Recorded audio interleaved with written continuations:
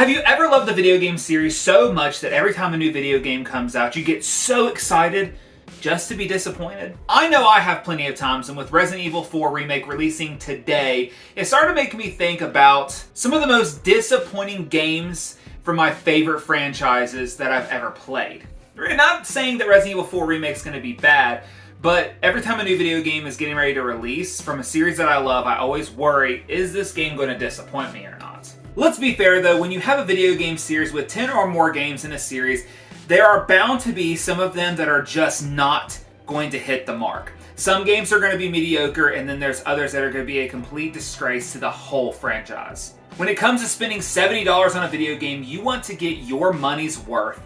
And that is why when a game is disappointing or just plain awful, it hurts more. That is why on today's Blockade List, we're going to talk about the 5 most disappointing games from great franchises.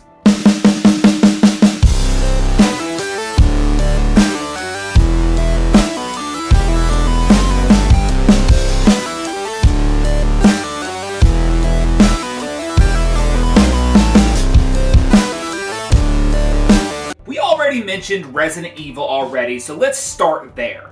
Resident Evil is one of my all-time favorite series of all times, and anytime a game is announced in the series, it brings me so much excitement. That is why it hurts so much more when Resident Evil 6 released, only to leave me with a disappointment that was not fixed till Resident Evil 4 Biohazard released many years later. Now, Resident Evil 6 is not the worst game in the series. That goes to Umbrella Corps. But I stayed clear of that game because anytime you try to make a multiplayer game out of a horror series, it is bound to not be great. Resident Evil 6, on the other hand, was a mainline game that overlooked what the series was built on and instead tried to keep up with the trends of ongoing shooters. Resident Evil 6 had potential due to its longer campaign time, multiple story modes that feature not only Chris Redfield, Leon S. Kennedy, and Ada Wong, but also the inclusion of the son of Albert Wesker, Jake. Resident Evil 6 featured a co-op mode similar to Resident Evil 5, which is a positive, but the focus was taken entirely off of survival horror, and the atmosphere that we loved with this series and has built for so many years is completely gone. And instead, this game focused on being an action shooter similar to Call of Duty. Leon's story was decent, and the only saving grace for me was their storyline because it felt more like Resident Evil, but I was left with disappointment as my entire experience with the game was just lacking in every way. It felt nothing like Resident Evil, and if it was a spin-off, it could be forgiven, but after the success of the first 5 games in the series, I felt that they had moved on from what made the series fun. Thankfully, they realized this, and since then, we've been given 4 amazing games with Resident Evil 7, Resident Evil Village, and the 2 remakes of the second and third games, and of course the 4th one's on the way, which we all know, based on the reviews so far, this game is going to be just as great as those other games I mentioned before. Thankfully, Resident Evil 6 did not tank the Resident Evil series, because since then, they've learned from their mistakes, and they've went back to what makes Resident Evil a great game genre. What is a bad idea for a spin-off game for a popular series? How about we take a horror game and turn it into a dungeon crawler? That is exactly what Silent Hill Book of Memories did in 2012 as they created a spin-off of Silent Hill that featured a player-created protagonist that is given a book that contains their entire life story, and they have to work their way through dungeons, defeating enemies, and featuring RPG elements as you gain experience points that improve your abilities. The idea was to make the game for travel and handheld devices and focus on short dungeon crawling sessions. The game is played in an overhead perspective, and you get to pick from different classes that range in different expertise. The goal for each dungeon is to collect puzzle pieces and solve puzzles to proceed to the next zone. All of these things do not sound bad for a game, but when you go to buy a game in the Silent Hill series, you are expecting a horror game, and the only thing scary about this game is the lack of horror itself. It departed from the series that people loved and disgraced their entire fan base. The plot was not complex or connected to what made the series fantastic. The game is not bad for a dungeon crawler, but why make a game that feels like it is in the middle of an identity crisis that has no clue what it wants to be? They should have left the series name off the game, but that was the only way they could have sold this title. But nothing is more disappointing than getting a game in a series that you love and finding out that it is a complete disrespect for the series that you loved, and resemble nothing of the series that you had been playing for years. Silent Hill started to go downhill at this point, but hopefully with the new games and the remakes on the way, we can bring it back to its former glory. The difference between Resident Evil and Silent Hill to me was Resident Evil learned from their mistakes quickly and bounced back, but Silent Hill has yet to bounce back since its failures. But hopefully, Silent Hill 2 Remake and other games they've got planned to make will fix this series. When it comes to Metal Gear Survive, there are plenty of things to be disappointed in. Not only was it the first game made without Hideo Kojima due to his departure in 2015, but which was already bad news enough, Metal Gear Survive was a shallow game that featured no redeemable qualities and was a strange zombie-like game with little resemblance to the original series. It featured co-op multiplayer, minor stealth mechanics, and a tower defense style survivor action experience. Metal Gear Survive, just like Silent Hill Book of Memories, which funny enough was made by the same company to Konami, did not feel like one of the games in their respective series. Survive felt like a sad excuse for a zombie game that was using the name of Metal Gear to try and make more money. A co-op Metal Gear game would be fantastic if done correctly, but this game was a mess from day one. Not to mention the game was a microtransaction simulator from hell that required you to pay to farm, create additional characters, and hell, make any progress in the game at all. The game was the definition of a cash grab.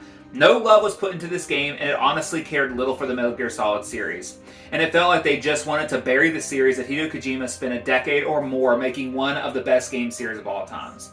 At this time, it feels like the Metal Gear Solid series is dead in the water, but just like Silent Hill, there is always a chance for the series to still find new life in the future.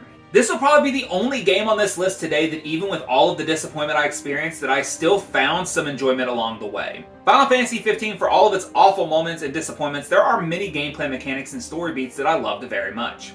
Final Fantasy 15 was the first open world game in the series and included an action-based battle system, which incorporated quick switching weapons, magic, and even driving vehicles and camping with your best friends.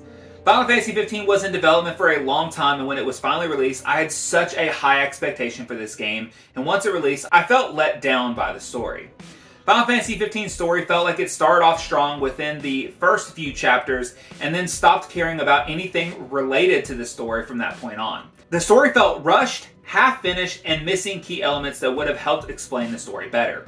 As time progressed, they released DLC and updates to the original game's story, and even a book to help finish the story and complete it. If you want to know the full story and be able to follow what has happened, you have to watch a movie, an animated series, read a novel, and play multiple DLC expansions just to finish what should have been put into the story from the very beginning. To me, that was the biggest disappointment with Final Fantasy 15, was the game itself was rushed to production, and nothing of the game's story really felt like it flowed well because there was so much already missing from the game because it was cut to finish the game sooner. And that's why there were so many extra things to finish the game. The lead cast, in my opinion, was the most enjoyable thing about Final Fantasy 15. The gameplay was very fun, and overall I enjoyed my entire time playing Final Fantasy 15. The gameplay and the characters and all the extra things you get to do within Final Fantasy 15 is what saved this game, but with the story feeling so unfinished, I felt a lot of disappointment.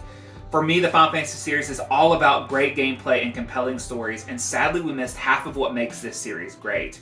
But out of all the games we talked about today, this game is my favorite amongst them because of the fantastic gameplay. So yeah, a game can be disappointing and still be good at the same time. Pokemon is one of my all-time favorite gaming franchises, and every year when a new game is released, it brings me a lot of joy.